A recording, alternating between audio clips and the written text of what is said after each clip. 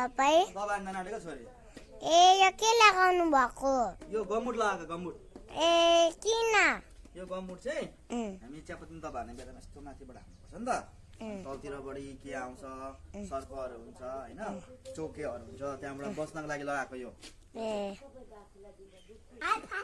यो बोरा चाहिँ किन लगाउनु भएको? बोरा चाहिँ घोज्छ नि त, अनि घोज्दाखेरि होइन नघोचोस् भनेर लगाएको। अनि चिसो सट? शीत हुन्छ। सट चाहिँ अब घामबाट बस्न, घाम लागिरहेको भने काम सकिँदैन नि त, त्यही भएर सट। अनि खोइ माथि चाहिँ? माथि टोपी छ छोरी, टोपी लगाउनुपर्छ घामबाट बस्नको लागि हो क्या। अनि मास्क पनि छ, त्यो पनि मास्क पनि लगाएर गर्छु, किनभने मास्क नलगायो भनेदेखिको हामीले दबाई विषादी प्रयोग गरेको हुन्छ होइन, सेफ्टी त प्रयोग गरेर काम गर्नुपर्छ। है साथीभाइ, आज चाहिँ म चियापत्तीमा दबाई हान्नु पर्यो। आज चाहिँ मेरो चियापत्तीमा दबाई हान्ने दिन।